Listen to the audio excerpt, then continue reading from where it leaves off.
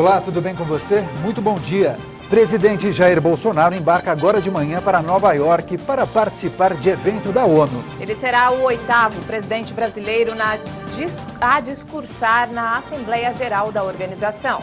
A abertura da cúpula do clima da ONU foi marcada por discussões sobre o papel dos jovens no futuro do planeta. Na França, a polícia prende pelo menos 90 manifestantes dos coletes amarelos durante nova onda de protestos. Pelo menos 7 crianças morrem e dezenas ficam feridas no desabamento de parte de uma escola no Quênia. Responsabilidade na direção. A Semana Nacional do Trânsito deste ano está dando atenção especial aos motociclistas. Agora, na edição das 8h30 da manhã. Olá, bom dia. Hoje é segunda-feira, dia 23 de setembro de 2019. Legal, vamos começar fazendo aquele giro pelas manchetes dos sites dos principais jornais do país, começando pelo portal de notícias G1, que já aparece para você. 8º presidente brasileiro a discursar na ONU, Bolsonaro viaja daqui a pouco para Nova York. O presidente tem dito que vai defender soberania nacional e Amazônia, assim como fizeram os antecessores. Tradicionalmente, desde 1949, o Brasil abre o debate geral da Assembleia da ONU. No valor econômico, em campanha para a Procuradoria-Geral da República, Aras visitou 74 senadores. Indicado de Bolsonaro enfrentará a sabatina na Comissão de Constituição e Justiça do Senado na próxima quarta-feira. Folha de São Paulo, em sua versão digital, são 8h34. A manchete é a seguinte: Forças Armadas do Brasil tentam evitar intervenção na Venezuela. Países da Organização dos Estados Americanos ameaçam reativar tratado que pode resultar em intervenção militar no país. No Carioca, o Globo, caso Ágata. Autoridades se manifestam sobre a morte da menina e a política de segurança no estado do Rio. Revista Veja. Flor de Lis diz ter sido vítima de ameaças e tentativa de extorsão. Investigada pelo homicídio do pastor Anderson do Carmo, a deputada declarou ter encaminhado áudios à Polícia Federal. E no portal UOL, desmoronamento de escola deixa 7 estudantes mortos e 57 feridos em Nairobi, no Quênia. As operações de busca e resgate ainda decorrem. É possível que o número de vítimas continue a subir. Agora, Estado de Minas. Últimos 5 anos são os mais quentes da história, apontou um relatório produzido pela ONU. Na véspera da reunião mundial sobre o clima, estudos mostram que o período de 2015 a 2019 registrou um recorde histórico de altas temperaturas. Finalizando com o Metrópolis. Terremoto deixa dezena de feridos na Albânia. Tremor foi de 5,8 na escala Richter e deixou pelo menos 26 feridos. 8h36, um ótimo dia para você. E o presidente disse que iria, e vai mesmo. Jair Bolsonaro embarca daqui a pouco para Nova York para participar de um evento da ONU. Bolsonaro será o 8º presidente brasileiro a discutir na Assembleia Geral da organização, que reúne anualmente a maior parte dos chefes de Estado do planeta. Já é tradição. Desde 1949, a abertura da Assembleia da ONU é feita pelo presidente brasileiro. Mas Bolsonaro corria o risco de não poder ir aos Estados Unidos. No dia 8 de setembro, ele fez uma cirurgia para corrigir uma hérnia. Foi o 4º procedimento em um ano, desde que ele foi esfaqueado na campanha eleitoral. Mas deu tudo certo. Bolsonaro vai para a Assembleia da ONU cumprindo rigorosamente os cuidados com a saúde, passados pelo médico Ricardo Camarinha. Inclusive, o doutor Ricardo está na comitiva do presidente. A presença de Bolsonaro na ONU gerou expectativa em relação à crise diplomática e ambiental, causadas pelo aumento das queimadas na Amazônia. Bolsonaro já disse que vai fazer um discurso bastante objetivo, defendendo a soberania nacional e a atuação do governo na Amazônia. Inicialmente, o presidente iria também a Dallas, no estado do Texas, para se reunir com empresários do setor de tecnologia, mas a viagem foi cancelada. Pela agenda informada pela presidência, Bolsonaro retorna ao Brasil na quarta-feira. E a cúpula do clima da ONU em Nova York começou neste sábado. O evento contou com discussões sobre o papel dos jovens no futuro do planeta. A ativista sueca Greta Thunberg esteve presente no encontro. Greta discursou logo na abertura da cúpula. A ativista de 16 anos disse que os jovens são uma força imparável para pressionar os líderes mundiais a tomarem atitudes que evitem mudanças climáticas no planeta. No mesmo debate, o secretário-geral da ONU, Antônio Guterres, disse que o grande problema dos governantes é que eles falam muito e ouvem pouco. Mais de 500 jovens como Greta foram selecionados pelas Nações Unidas para participar da cúpula. A jovem ativista sueca Greta Thunberg velejou do Reino Unido a Nova York para discursar durante o encontro. A viagem de barco foi uma forma de reduzir as emissões de carbono produzidas pelo deslocamento em avião. A ativista sueca sacudiu o planeta. Um dia na escola, ela percebeu que deveria se mobilizar contra uma catástrofe iminente e sem precedentes. Ela ficou doente, deprimida, emagreceu 10 quilos e foi diagnosticada com síndrome de Asperger, um dos transtornos do espectro do autismo. Foi nesse período de reclusão que ela prometeu e decidiu que iria fazer algo de bom com a sua vida. Greta disse que se sentou no chão do lado de fora do parlamento sueco e decidiu não ir à escola. No primeiro dia ficou sozinha. No segundo, outras pessoas começaram a se juntar a ela. O ato isolado de Greta causou um efeito em cascata e ressoou por todo o planeta. Ontem, milhares de pessoas foram para as ruas. Estudantes faltaram à escola para protestar, carregando cartazes, faixas, instrumentos musicais e fazendo muito barulho para salvar o planeta. Eles tiveram o apoio dos adultos, pais e professores. Em Nova York, a cúpula sobre a ação climática contará com a presença de chefes de Estado, representantes de governos e a apresentação de planos nacionais para a defesa do clima.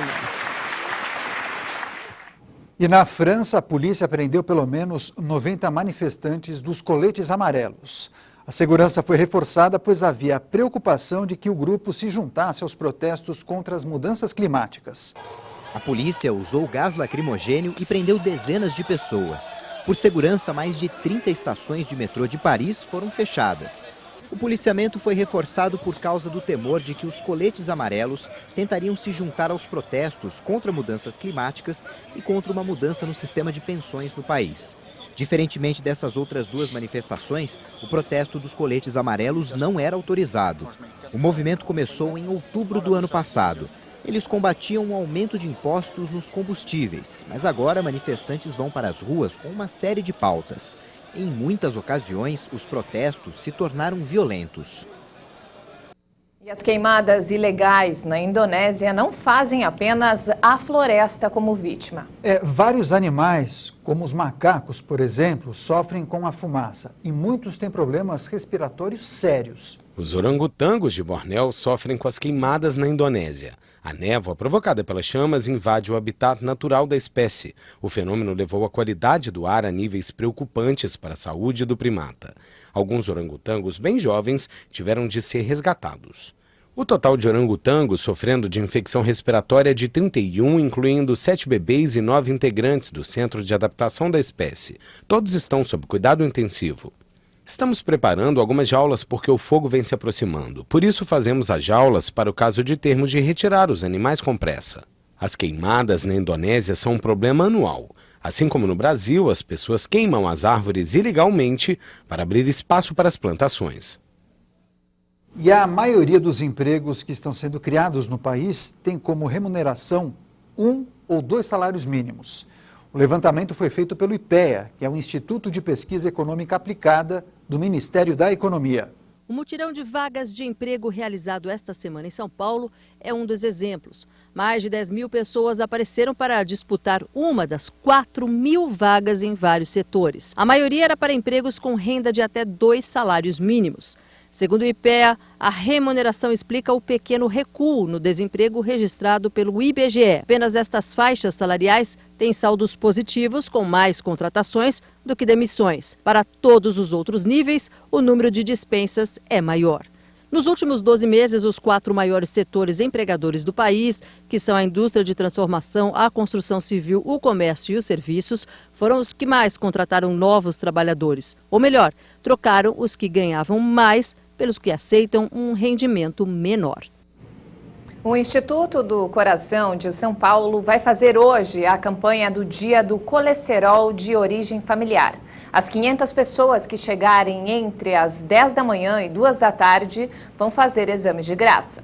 A campanha, que será realizada no mundo inteiro, tem como objetivo alertar as pessoas sobre os riscos do colesterol elevado. Quase 70% dos brasileiros não fazem ou nunca fizeram um exame na vida. O colesterol é essencial para o ser humano, mas o excesso causa problemas que todo mundo já conhece. As doenças vasculares, como infartes e AVCs. É quando as veias ficam entupidas de gordura. No Dia Mundial contra o Colesterol, os médicos vão atender desde crianças até pessoas mais idosas, porque, ao contrário do que alguns imaginam, esse é um problema que afeta a todos. Mas o colesterol descontrolado também é um problema de família. Passa de pai ou de mãe para os filhos. Hoje, segundo a Sociedade Brasileira de Cardiologia, 19% da população tem colesterol alto. Já foi pior. Aliás, bem pior. Era o dobro 6 anos atrás.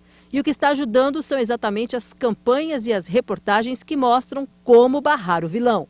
Escolher os alimentos certos e, principalmente, deixar o sedentarismo deitado na cama. Depois do intervalo, você vai ver. Pelo menos 7 crianças morrem e dezenas ficam feridas no desabamento de parte de uma escola no Quênia. E na Semana Nacional do Trânsito deste ano está dando atenção especial aos motociclistas. Nós voltamos em instantes, até já!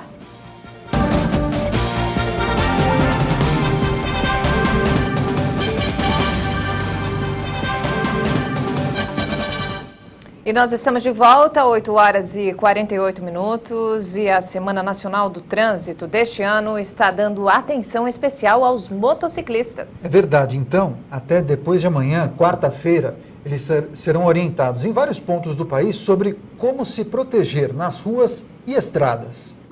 As 2 rodas da motocicleta foram substituídas pelas da cadeira. Foram 11 anos dirigindo pelas ruas de São Paulo, até que um acidente mudou a vida de Jefferson. Eu estava saindo do trabalho e ali na João Dias, estava vindo na João Dias e uma senhora foi fazer uma conversão proibida. E aí acabou acertando a minha moto e eu acabei quebrando a coluna, rompendo a medula e 2 costelas e a clavícula.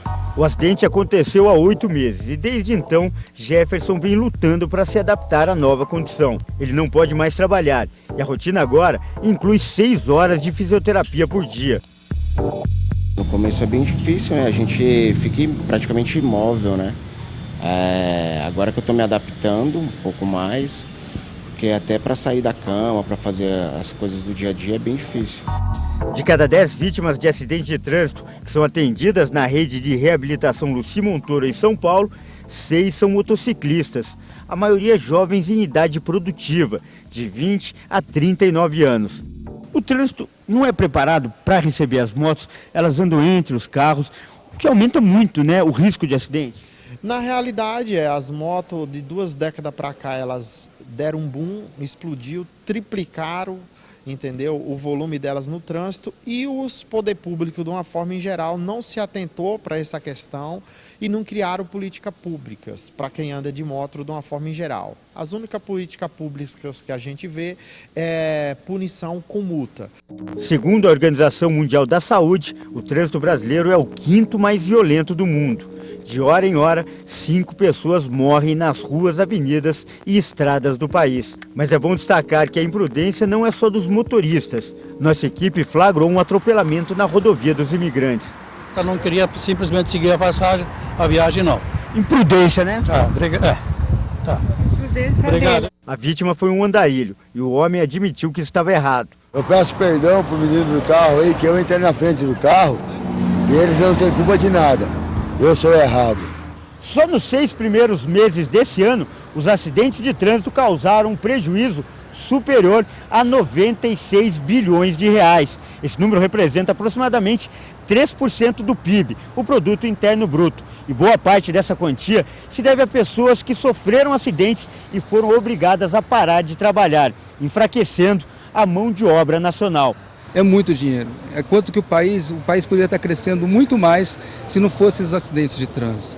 Então, campanhas de prevenção poderiam ajudar muito nesse sentido. Os acidentes ajudam a sobrecarregar ainda mais o sistema de saúde do país. A estimativa é que metade das cirurgias são feitas em pessoas que sofreram um acidente.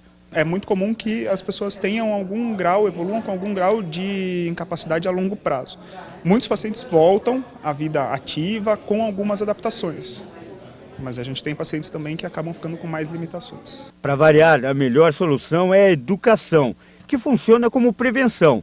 Segundo especialistas, essa é a forma mais eficiente de reduzir os acidentes. Durante a Semana Nacional do Trânsito, a concessionária que administra o sistema Anchieta Imigrantes promoveu uma ação com os motociclistas. Nós damos informações sobre segurança e manutenção dos equipamentos da moto, que são importantes. Então a gente dá uma olhada no equipamento da moto, dá umas dicas para eles para poder fazer a manutenção nesses equipamentos e dar orientação a respeito do ponto cego. O ponto cego é a distância que ele tem que ficar do veículo de passeio para que ele seja visto no trânsito. É fundamental para conscientizar, né, os motociclistas, para a gente evitar aí os problemas de acidentes, enfim, e perdas, né, isso que é o principal. Aqui é para curtir, para ser feliz. Qualquer acidentezinho na moto pode causar um prejuízo enorme. Verdade. Prejuízo principalmente, quer dizer, bens materiais recupera-se, né, mas prejuízo na integridade física da gente que é o mais importante. Boa viagem, então. Eu agradeço, bom trabalho para vocês. Abraço.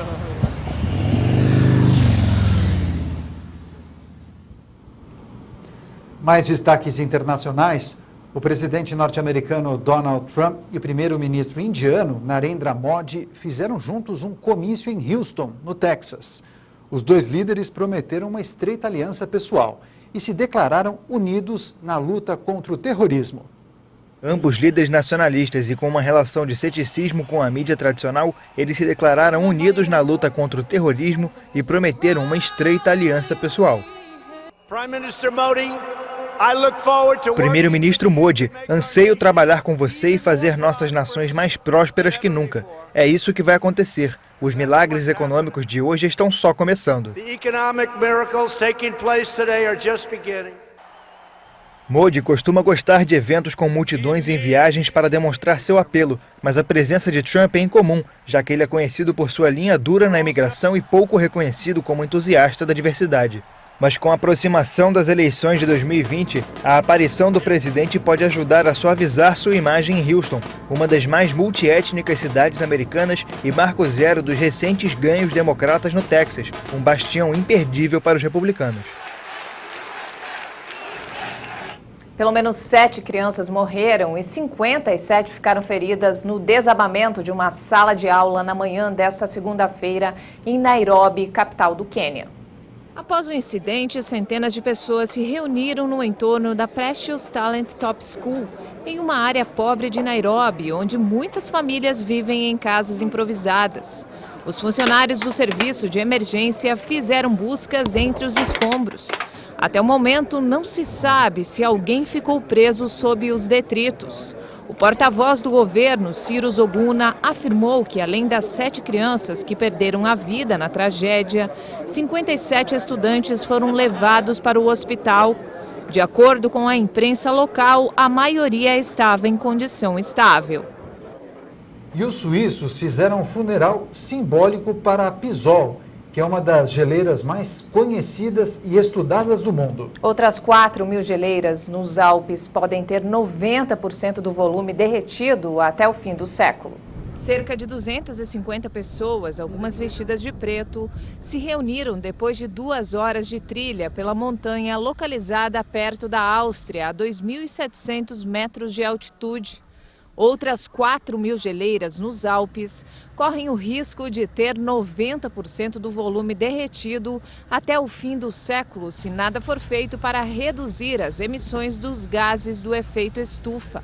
A cerimônia foi realizada na véspera da reunião especial da ONU sobre o clima em Nova York.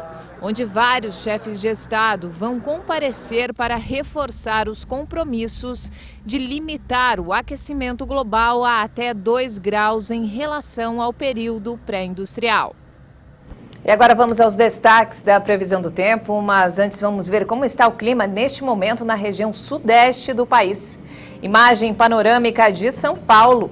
Hoje começou a primavera e o tempo não está nem um pouco parecido com aquilo que se espera da estação, que é conhecida pelas temperaturas agradáveis. É verdade, o dia começa com céu fechado e garoa fraca na capital paulista. O tempo deve permanecer assim o dia inteiro, viu?